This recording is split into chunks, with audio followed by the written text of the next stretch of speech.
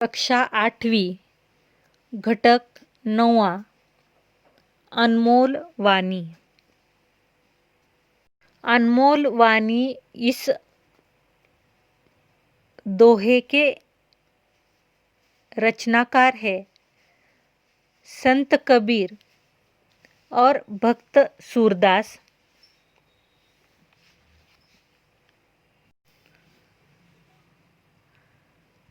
संत कबीर, उनका परिचय।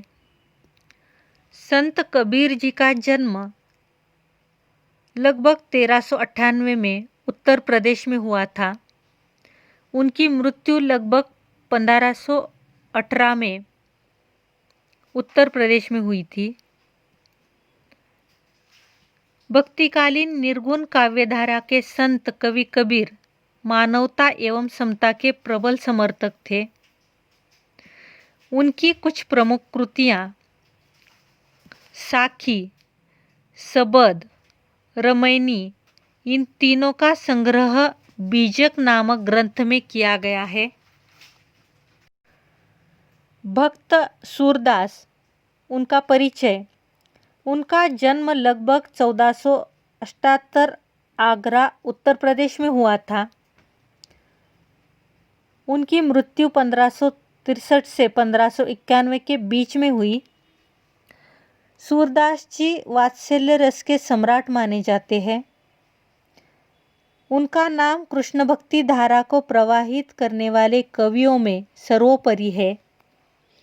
उनकी कुछ प्रमुख कृतियाँ सुरसागर, सुरसारावली, साहित्य लहरी, नल दमयंती आदि।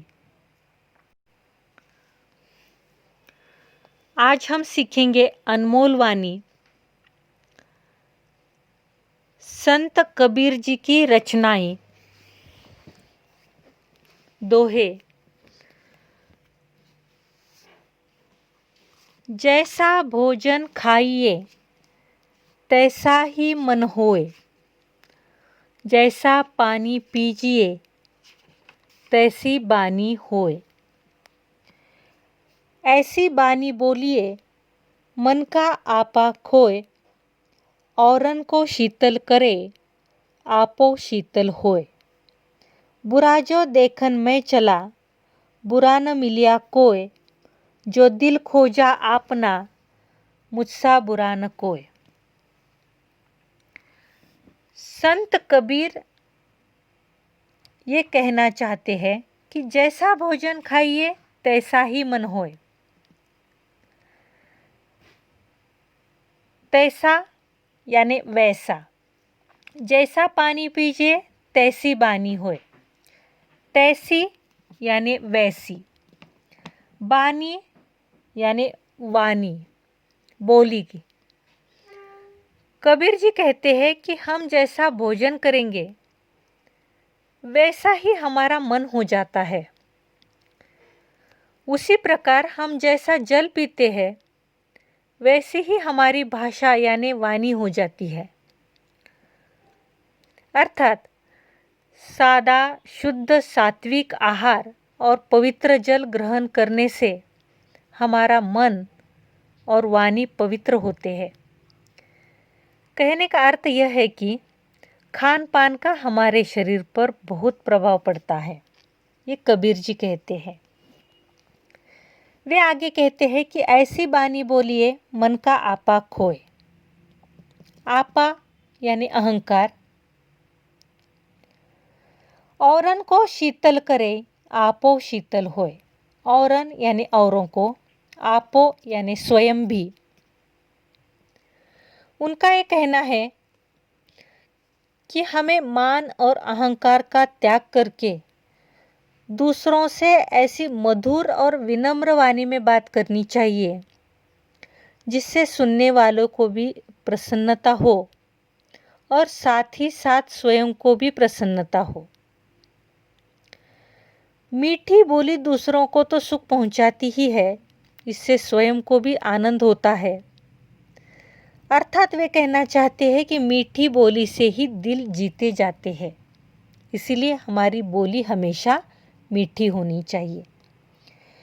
बुरा जो देखन मैं चला, बुरा न मिलिया कोय, तो दिल खोजा आपना, मुझसा बुरा न कोय। मिलिया यानी मिला, कोय यानी कोई। कबीर जी कहते हैं कि मैं पूरा जीवन दूसरों के अवगुण देखने में ही लगा रहा, पर मुझे कोई बुरा आदमी नहीं दिखाई दिया। लेकिन जब मैंने आत्मविश्लेषण किया, अर्थात अपने मन में झांक कर देखा, तो पाया कि मुझसे बुरा कोई इंसान नहीं है। मैं ही सबसे बुरा और स्वार्थी हूँ। अर्थात हम लोग दूसरों में बुराइयां ढूंढते रहते हैं। अगर अपने अंदर झांक कर देखें तो पाएंगे कि हम ही सबसे बुरे इंसान हैं। ये इन पंक्तियों से संत कबीर जी हमें बताना चाहते हैं। भक्त सूरदास जी क्या कहते हैं आज हम सीखेंगे। मैया कब ही बढ़ेगी चोटी। कब ही यानी कब। कितनी बार मोही दूध पियत भई, यह अजहू है छोटी। चोटी यानी चुटिया, वेनी कहा जाता है उसे। तू जो कहती बल्कि बेनी जो, हवे है लांबी मोटी। जो यानी की तरह। कांचो दूध पियावत पची पची देतना माखन रोटी। कांचो यानी कच्चा दूध। पची पची यानी बार बार। सूर श्याम चीर जियो दोऊ भैया। चीर जियो यानी लंबी आयु।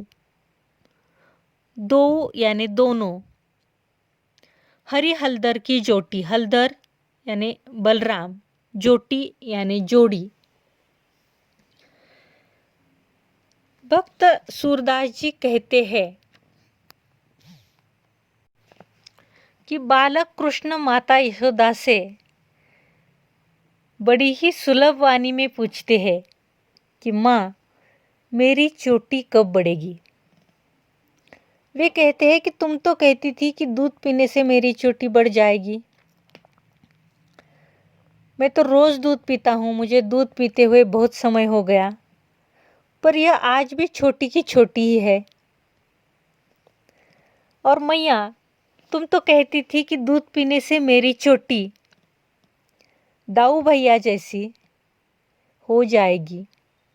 जैसे उनकी चोटी खूब लंबी और मोटी है, तो उनकी चोटी जैसी लंबी और मोटी हो जाएगी। और यही बहाना बनाकर, यही उदाहरण देकर तुम मुझे हर रोज़ दूध पिलाती हो। तुम बार बार मुझे कच्चा दूध पिलाती हो और मुझे मक्खन रोटी खाने नहीं देती हो, जो कि उन्हें पसंद है। सूरदास जी कहते हैं कि भगवान श्री कृष्ण और बलराम दोनों भाइयों की जोड़ी चिरजीवी रहे, हमेशा बनी रहे। तो इन पंक्तियों से वह यही बताना चाहते हैं कि श्री कृष्ण अपनी मैया से क्या बात कर रहे हैं, शिकायत कर रहे हैं।